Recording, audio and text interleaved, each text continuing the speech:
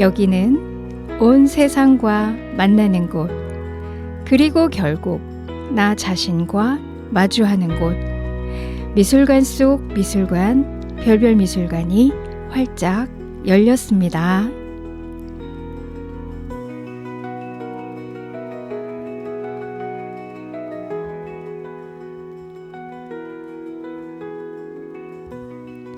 요즘 같은 가을 날씨에는 미술관 나들이가 딱이지만 미술관에 가지 않아도 별별 미술관을 통해 조선시대의 아름다운 미술 작품들을 만나보실 수 있습니다.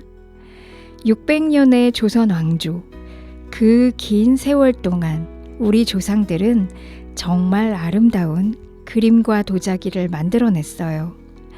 조선 미술 특집의 마지막 600년 전 조선으로 떠나는 도자기 예술 여행을 시작하겠습니다. 노래 듣고 바로 떠나봅니다. 김성호의 회상. 조선의 도자기는 정말 독특합니다. 세계 어디에서도 볼 수 없는 우리만의 아름다움이 있습니다. 가장 먼저 소개할 것은 분청사기인데요.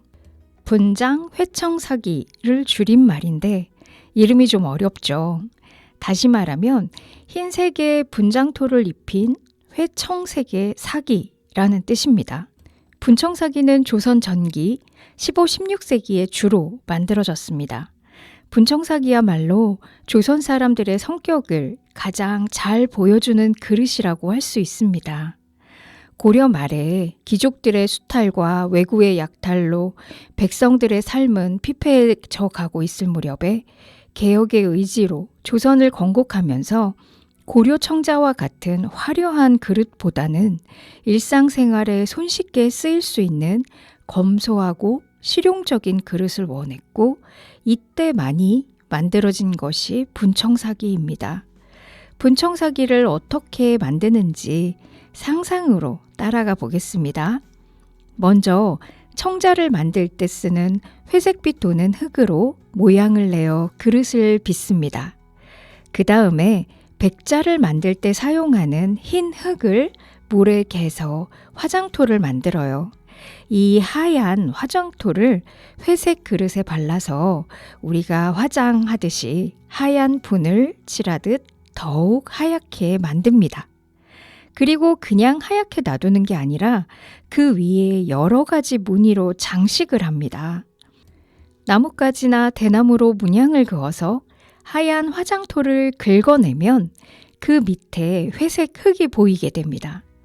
어떤 건 산화철 성분이 들어있는 안료를 붓으로 겉에 그리기도 해요. 물고기, 꽃, 새, 마음대로 자유롭게 그려 넣습니다. 또 어떤 건 도장을 찍기도 하는데요. 나무나 흙으로 만든 도장 안에 문양을 새겨서 반복적인 패턴으로 꾹꾹꾹 돌아가면서 눌러서 찍는 거죠. 이렇게 장식을 할 때 조선 사람들은 정말 자유롭게 했어요. 정교하게 자로 된 듯이 하려고 애쓰지 않았습니다. 대충대충 한 듯이 자연스럽게 표현했습니다. 오히려 좀 서툴러도 좀 삐뚤어져도 상관없다는 식이었어요.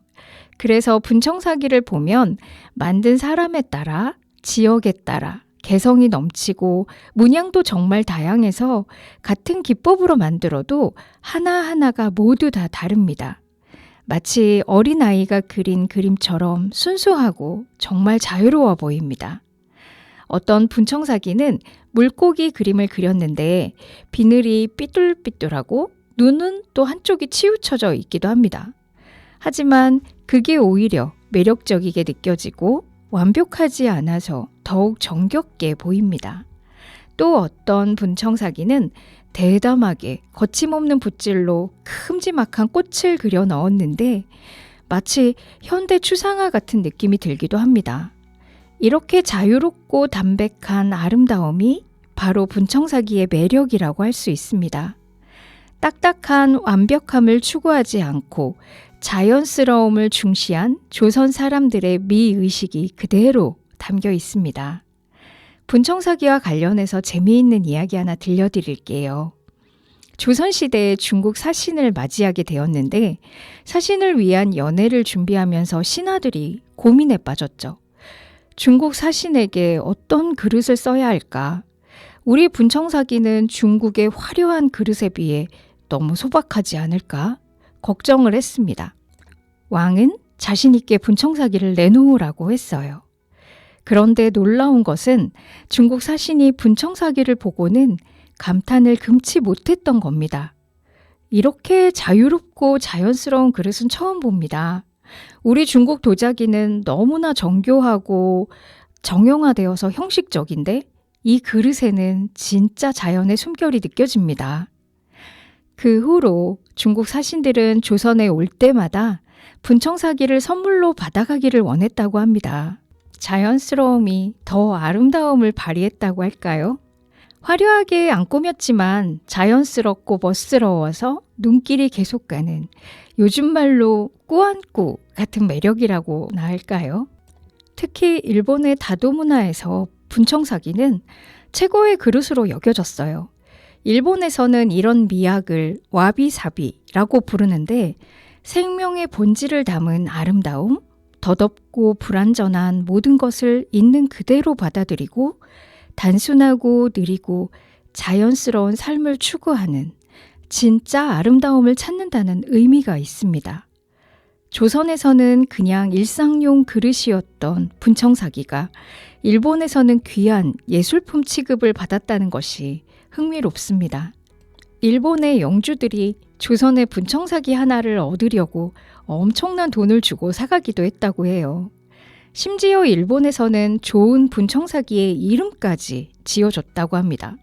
이도 다완, 고마가이처럼 마치 사람 이름처럼 불렀죠. 그만큼 소중히 여겼다는 뜻입니다. 이런 일본의 관심 덕분에 분청사기가 더 많이 알려지기도 했지만 동시에 많은 분청사기가 일본으로 건너가서 우리나라에는 오히려 남은 게 별로 없게 되었다는 것이 큰 아쉬움으로 남기도 합니다. 요즘에도 분청사기를 만드는 도예가들이 참 많습니다. 전통 기법을 그대로 이어가는 분도 있고 현대적으로 재해석하는 분도 있습니다. 이만큼 분청사기의 자유롭고 소박한 정신은 현대인들에게도 큰 위로가 되기도 합니다. 늘 완벽해야 한다는 스트레스에 시달리는 현대인들에게 완벽하지 않아도 괜찮다, 자연스러운 게 더 아름답다 라는 메시지를 주는 것 같습니다. 이렇게 고려에서 조선으로 넘어가는 시기에 분청사기가 많이 만들어지면서 도자기 기술도 계속 발전해 갔습니다. 기술 발전과 함께 이어서 백자가 본격적으로 생산되기 시작했고 특히 왕실에서 사용하던 은그릇을 백자로 대신하게 되었습니다. 백자가 왕실의 권위를 상징한다고 여겨 궁에서만 사용하게 하였으나 부유한 양반들 역시 궁에서 사용하는 백자를 너도나도 갖고 싶어 했습니다. 그러다 보니 백자에 대한 백성들의 요구가 커지면서 백자 생산량이 늘어나고 조선 초기를 주름잡던 분청사기의 인기는 점점 떨어지게 되었습니다. 다음은 조선 도자기의 꽃이라고 할 수 있는 백자 이야기를 해보겠습니다. 노래 듣고 오겠습니다. 가을사랑, 신계행. 여기는 수원 공동체 라디오 FM 96.3 별별미술관입니다. 백자는 정말 특별한 그릇입니다. 조선왕조 500년 동안 계속 만들어졌고 조선 사람들의 높은 정신세계를 가장 잘 보여주는 그릇이라고 할 수 있습니다. 백자의 첫인상은 뭐니 해도 순백의 아름다움이에요. 아무 장식도 없으니 그저 하얗기만 한 그릇인데 보고 있으면 빠져들고 왜 그렇게 예쁘고 아름다울까요? 백자를 만드는 과정은 그만큼 까다롭다고 합니다. 먼저 흙을 골라야 하는데 철분이 없는 거의 순수한 고룡토를 써야 합니다. 철분이 조금이라도 들어가면 하얀색이 나오지 않는다고 해요. 그 다음엔 그릇을 빚고 말린 후 유약을 발라야 하는데 이 유약도 특별해서 투명하면서도 은은한 광택이 나도록 만들어야 합니다. 그리고 가장 중요한 건 굽는 과정입니다. 백자는 1300도가 넘는 고온에서 구워져야 합니다. 생각해 보세요. 1300도면은 우리가 100도씨만 돼도 물이 끓기 시작하는데 1300도라니. 그런데 온도가 조금만 높거나 낮아져도 색깔이 달라지게 됩니다. 너무 낮으면 하얗게 안 나오고 너무 높으면 녹아내립니다. 더 어려운 건 불의 성질이에요. 산소가 많은 불에서 구우면 하얘지고 산소가 부족한 불에서 구우면 회색이 되기 때문에 도공들은 밤낮으로 가마 앞에서 불의 세기를 조절하며 곁을 지켜야 했습니다. 이렇게 까다로운 과정을 거쳐서야 비로소 완벽한 백자가 나와요. 그래서 백자는 기술적으로도 최고 수준의 도자기라고 할 수 있습니다. 조선에는 분원이라는 관요가 있었어요. 왕실에서 쓸 도자기를 만드는 곳이었습니다. 이곳의 도공들은 정말 자부심이 대단했죠. 어느 해 겨울 분원의 최고 도공이 완벽한 백자 한 점을 구웠어요. 그런데 가마에서 꺼내다가 그만 손에 미끄러져서 떨어뜨리고 말았죠. 백자는 산산조각이 났습니다. 도공이 너무나도 크게 상심하자 다른 도공이 똑같은 것으로 다시 만들면 되지 않겠느냐 하고 위로를 했지만 그 도공은 고개를 저었어요. 그 백자는 단 한 번밖엔 나올 수 없는 것이었소. 흙의 상태, 불의 색이, 그날의 날씨, 내 마음의 상태, 모든 것이 완벽하게 맞아 떨어져서 나온 것이었소. 똑같은 건 두 번 다시 만들 수 없소. 이 이야기는 백자를 만드는 게 단순한 손기술이 아니라 온 마음, 온 정성을 담아낸 종합적인 예술이라는 걸 보여줘요. 사극에서 도공들이 흙가마 안에 도자기를 가득 채우고 나서 불을 떼기 전에 고사를 지내는 모습 보신 적 있으신가요? 그리고 도자기가 가마에서 나왔는데 아무리 봐도 멀쩡하게 잘 된 것 같은데 그것을 가차없이 깨버리는 모습 보면서도 너무 아깝다는 생각을 하게 됐던 장면들이 기억에 떠오릅니다. 그 당시에 도공들이 얼마나 진심을 다해 작업했는지도 알 수 있습니다. 친한 지인도 도예 작업을 하는데 가마에 불을 떼는 날이면 더운 여름이건 추운 겨울이건 불 옆에서 온도 체크하면서 밤을 정말로 지새우더라고요. 그만큼 힘들게 만들어낸 백자의 진짜 가치는 기술적 완성도와 함께 바로 그 안에 담긴 정신에 있습니다. 조선은 성리학의 나라였고 절제와 담담함을 최고의 덕목으로 여겼습니다. 화려한 것보다는 소박한 것을, 복잡한 것보다는 단순한 것을 좋아했습니다. 백자는 바로 이런 성리학적 이상을 그대로 표현한 것입니다. 아무런 장식도 없지만 완벽한 형태, 화려하지 않지만 고상한 품격. 이런 것들이 성리학을 공부하는 선비들의 이상향과 딱 맞아 떨어졌습니다. 그래서 조선의 양반들은 백자를 정말 좋아했다고 합니다. 차를 마실 때도 백자 찻잔으로, 술을 마실 때도 백자 술잔으로, 음식을 담을 때도 백자 그릇으로, 생활 곳곳에서 백자를 애용했습니다. 왕실에서도 마찬가지였고요. 중국에서는 황제가 황금 그릇을 썼지만 조선의 왕들은 백자를 좋아했습니다. 화려함보다는 품격을 중시했던 겁니다. 조선 백자는 시대에 따라 조금씩 달라졌어요.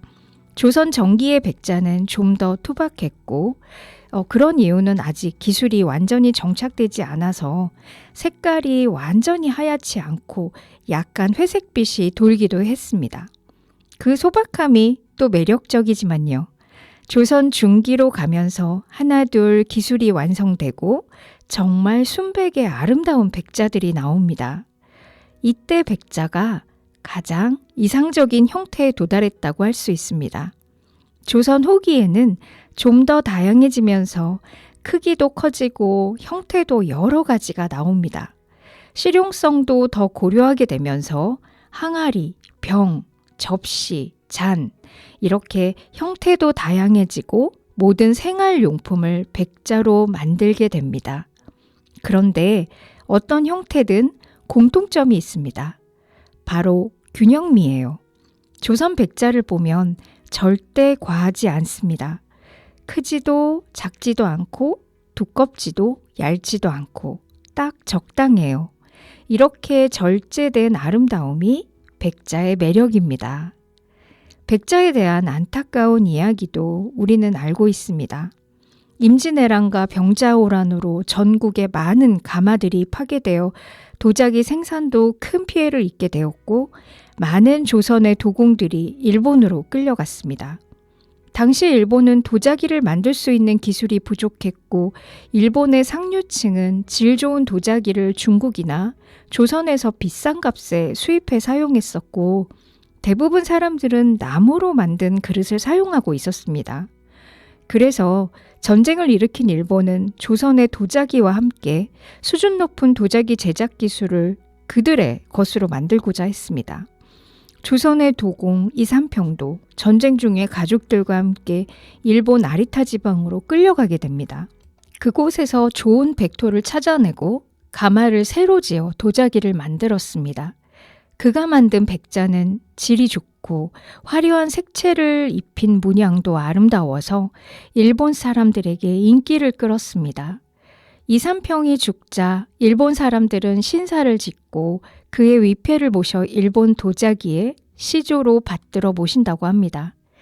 그의 후손들은 지금까지도 일본에서 도자기를 만들며 살아가고 있습니다.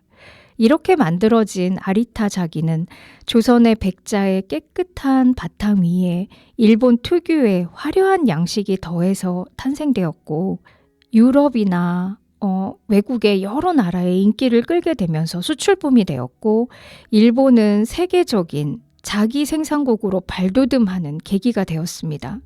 우리에겐 안타까운 역사의 한 부분이기도 합니다. 요즘 우리나라의 도자기 중에서도 세계적으로 인기가 높은 도자기가 있습니다. 짐작하시나요?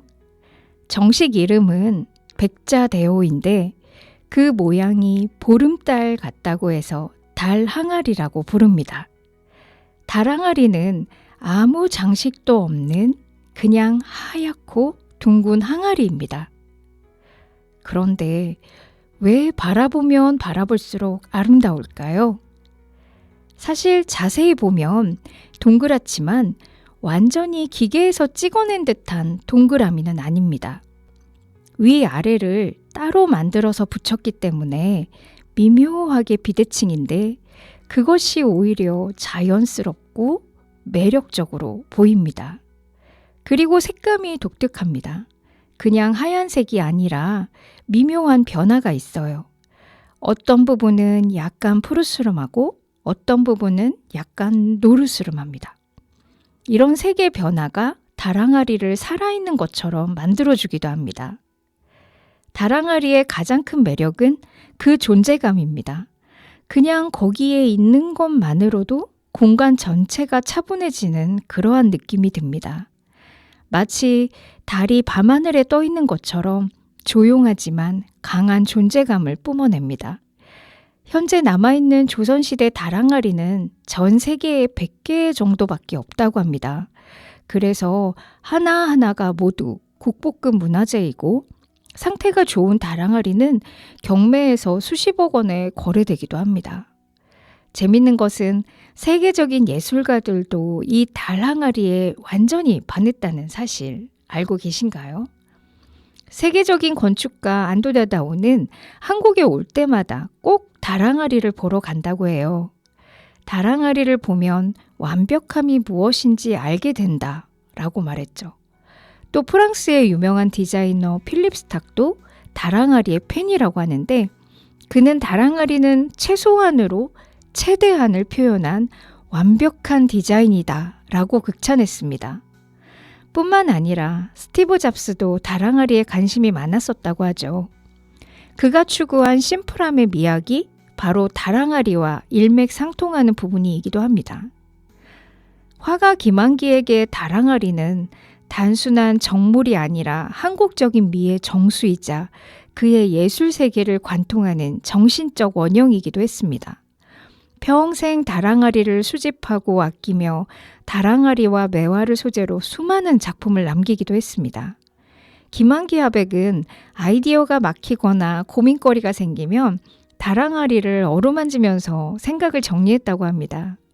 다랑아리를 비롯해서 조선의 백자의 인기는 지금 여전히 대단합니다. 현대 도예가들도 백자를 많이 만들고 일반 사람들도 백자 그릇을 좋아합니다. 이유가 뭘까요? 아마도 백자가 주는 평온함 때문이 아닐까 싶습니다. 복잡하고 시끄러운 현대사회에서 백자의 단순하고 깨끗하고 온화한 아름다움은 큰 위로가 됩니다. 백자 그릇에 차를 마시거나 음식을 먹으면 왠지 마음이 차분해집니다. 마치 선비의 서재에 앉아있는 것 같은 고요한 기분이 들기도 해요. 그래서 많은 사람들이 지금도 백자를 찾는 것 같습니다. 조선의 백자는 600년 전 조선 사람들의 정신세계를 지금까지 이어주는 소중한 문화유산입니다. 조선 도자기의 마지막 주인공은 청아백자입니다. 하얀 백자에 파란 그림을 그린 그릇인데요. 이 청아백자에도 정말 흥미로운 이야기들이 많이 있습니다. 청아백자의 청화는 푸른 꽃이라는 뜻입니다. 하얀 바탕에 파란색으로 그림을 그린다고 해서 붙여진 이름이죠.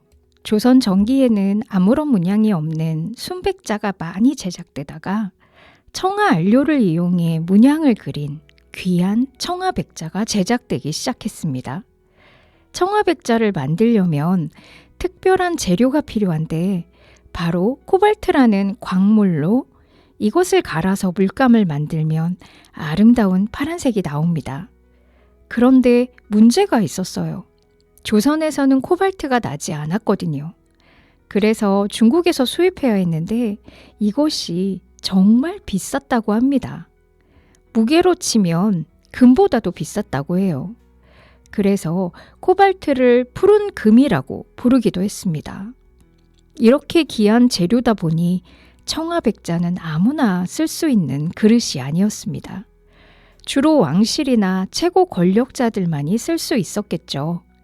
특히 조선 후기로 가면서 중국과의 교역이 활발해지는데 그때 들어온 코발트로 더 많은 청아백자를 만들게 됩니다.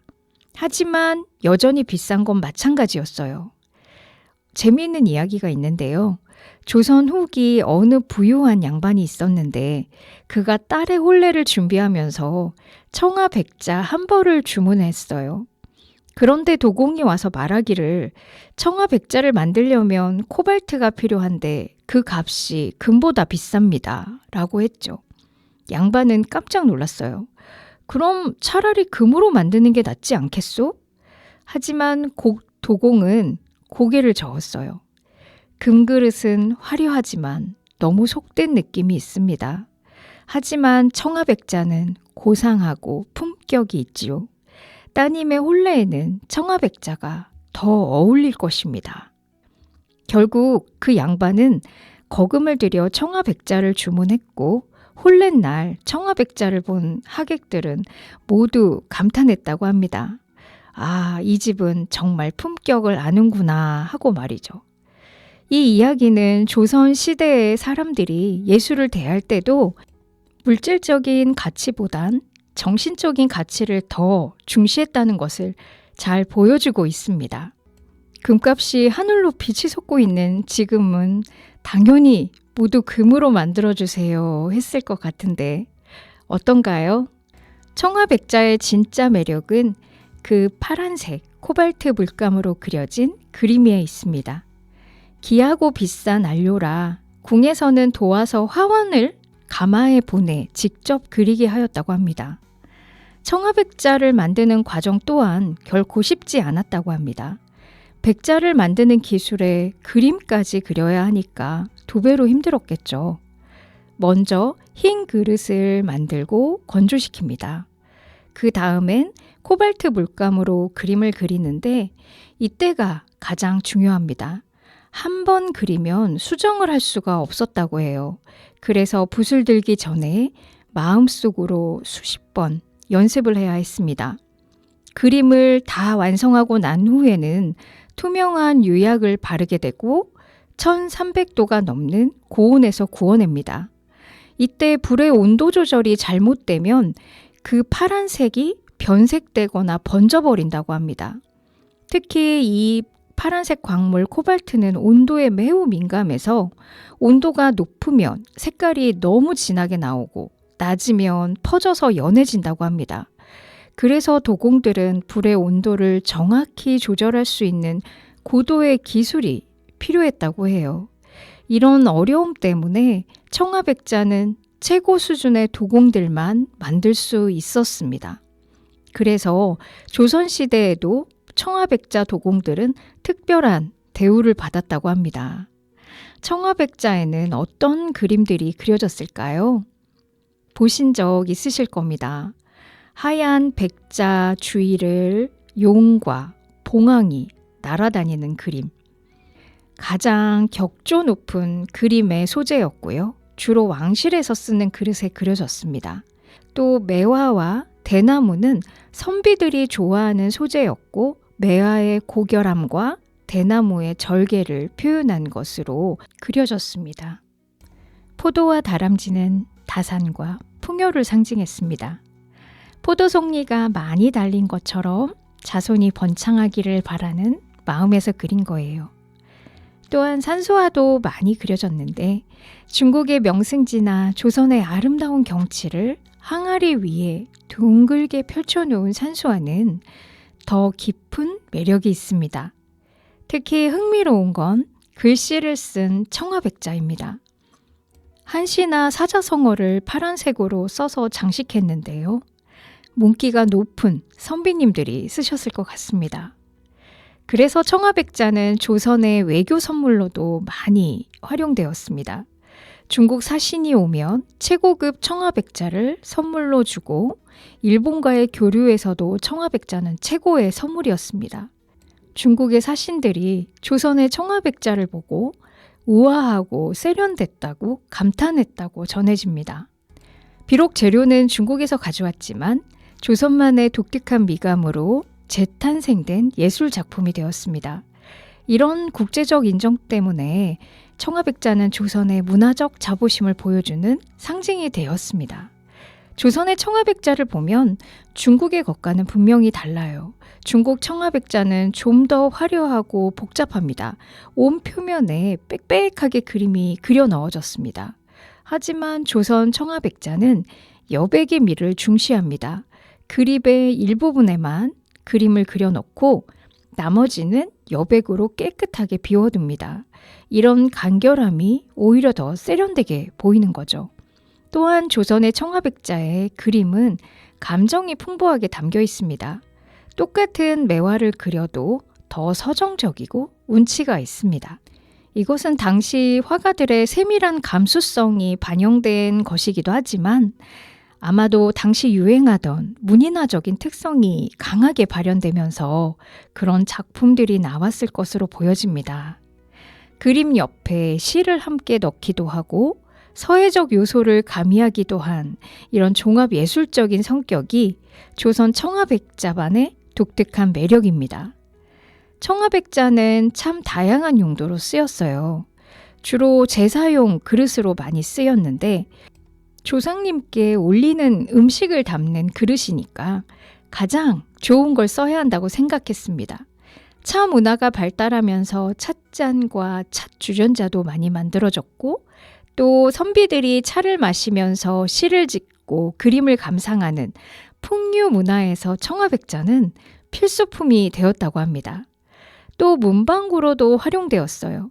문방사오라고 해서 여러 가지 그 선비님들이 쓰는 문구류에 붓을 담는 그릇, 물을 담는 그릇, 먹을 가는 벼류 장식 이런 것들을 청아백자로 만들어서 책상을 장식했습니다.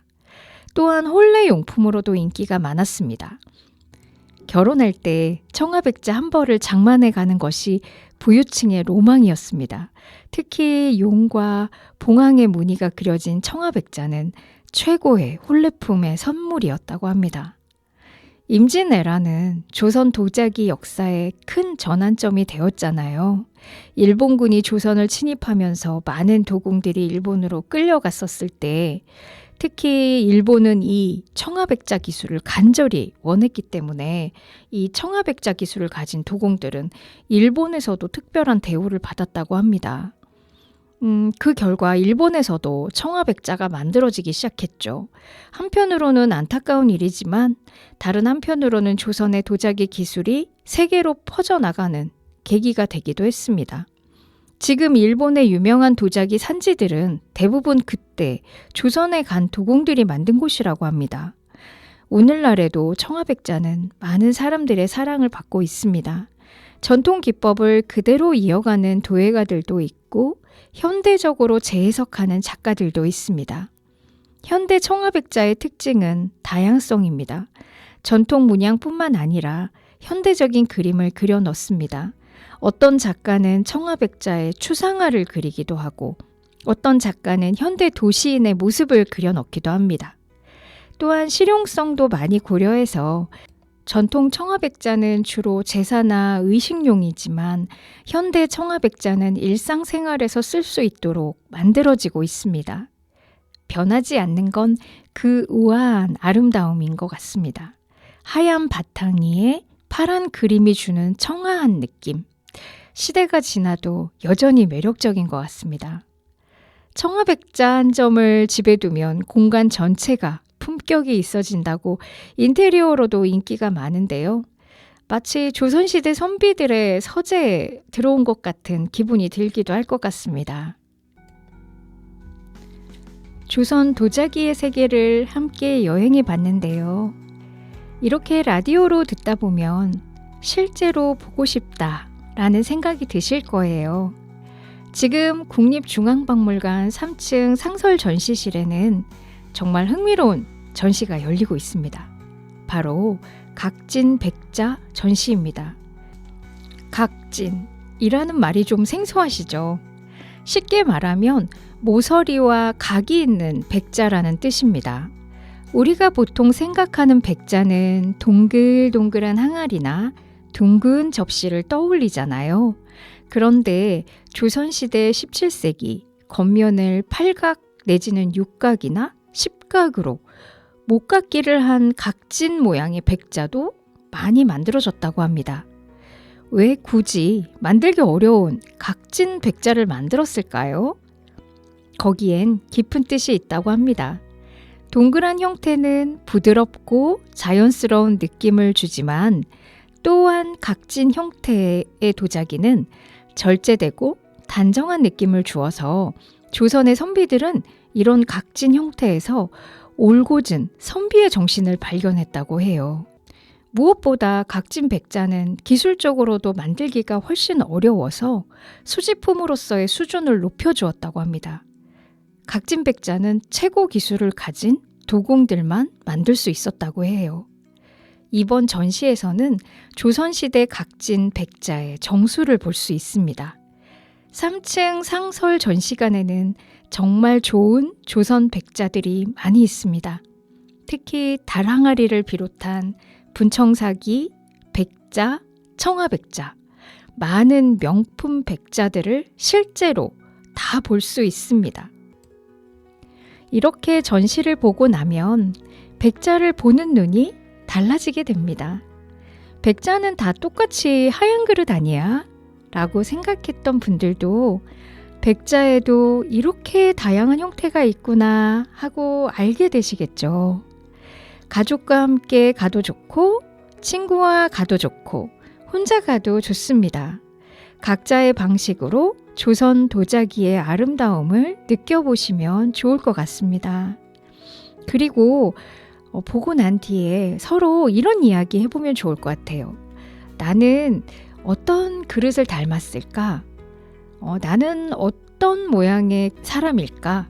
이런 것도 한번 이야기 나눠보면 참 좋은 시간이 될 것 같습니다. 조선 사람들의 미의식도 더 깊이 이해하며 단순히 아름답기만 한 게 아니라 철학과 정신이 담긴 우리 조상님들의 소중한 예술 작품이라는 것을 느끼고 나 자신과 주변의 사람들과 많은 이야깃거리들을 나눌 수 있는 좋은 시간이 되실 거라고 자신 있게 추천드립니다. 오늘은 조선의 도자기에 대해서 이모저모를 함께 탐험해 보았습니다. 노래 듣고 오겠습니다. 조용필 그대 발길 머무는 곳에.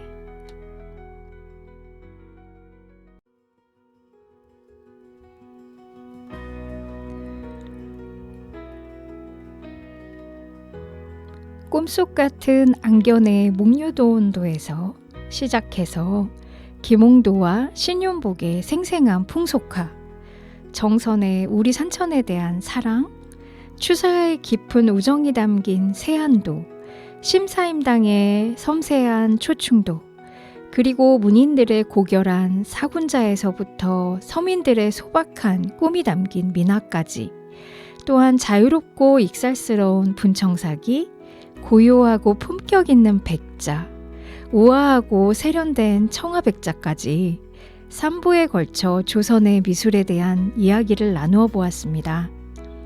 이 모든 작품들을 관통하는 공통점이 뭘까요? 바로 사랑과 존중이 바탕에 있다는 것입니다. 김홍도는 일하는 사람들을 사랑했고 신윤복은 사랑하는 사람들을 그렸어요. 정선은 우리 땅을 사랑했고 추사는 친구를 사랑했습니다. 신사임당은 자연을 사랑했고 미나 화가들은 가족과 이웃을 사랑했습니다. 그리고 자연을 그려도 사람의 마음으로 자연을 바라봤고 동물을 그려도 사람의 정서로 표현하며 애정을 담아 두었습니다. 도자기도 마찬가지예요. 분청사기에는 자유로운 영혼에 대한 사랑이, 백자에는 순수함에 대한 사랑이, 청아백자에는 아름다움에 대한 사랑이 담겨 있습니다. 조선 미술이 600년이 지난 지금도 우리에게 감동을 주는 이유가 아닐까 합니다. 조선 미술의 정신에서 배울 점을 우리 삶에서도 실천해 보는 것은 어떨까요? 분청사기나 다랑아리처럼 조금 삐뚤어져도 조금 서툴러도 진심이 담겨 있으면 충분히 아름답습니다. 완벽하지 않아도 괜찮다는 마음가짐을 가져보는 건 어떨까요? 자신에게 너무 엄격하지 말고 자연스러운 모습을 인정하는 겁니다. 진정성 있게 살고 소박하게 살고 사람을 사랑하고 조금은 여유로워지는 것. 이런 것들이 바로 조선 미술이 우리에게 주는 진짜 선물이 아닐까 합니다. 요즘 세상이 참 빠르게 변해가잖아요. 인공지능이 나오고 모든 게 디지털화되고 때로는 이런 세상의 변화가 두렵기도 합니다. 나만 뒤처지는 건 아닐까? 내가 지금 하는 일이 무의미해지는 건 아닐까? 하는 불안감이 들기도 하죠. 그럴 때는 박물관에 들려서 조상님들이 남기신 작품들을 보면서 위로와 힐링을 받아보세요. 오래전 사람들이 만든 것인데 지금도 여전히 아름답고 의미가 있잖아요. 기술은 변해도 진심은 변하지 않는다는 것을 보여주고 있습니다. 사랑하는 마음, 그리워하는 마음, 희망하는 마음, 위로받고 싶은 마음, 이런 마음들은 시대가 바뀌어도 변하지 않고요. 그래서 지금도 우리가 그들의 작품을 보면서 아, 내 마음과 똑같네 하고 공감하고 위로받습니다. 조선의 도공이 밤새워 구운 백자 한 점, 화가가 마음을 다해 그린 그림 한 폭, 이런 것들은 시간이 지나도 사람의 마음을 움직입니다. 왜냐하면 거기에 모든 진심이 담겨 있으니까요. 우리도 마찬가지입니다.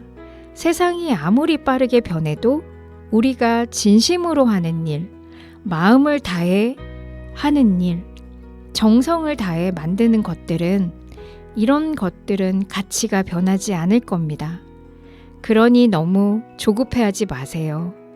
천천히 마음을 다해서 오늘도 진심을 다해 나답게 살아가 봅시다. 조선의 예술가들처럼요. 3부에 걸친 조선 미술 여행. 오늘 방송도 여러분의 일상에 작은 위로가 되었으면 좋겠습니다. 바쁜 하루 속에서도 잠깐이라도 예술을 생각하는 시간, 아름다움을 느끼는 순간이 있다면 그 하루는 조금 더 특별해질 겁니다. 그리고 기억하세요. 우리는 모두 예술가입니다. 우리의 삶 자체가 하나의 작품이니까요. 다음 이 시간에는 또 다른 미술 이야기로 찾아뵙겠습니다. 오늘도 별별미술관과 함께 해주셔서 감사합니다. 마지막 곡 신문이의 아름다운 나라 듣고 인사드리겠습니다. 지금까지 봄그림 DJ 성선아였습니다.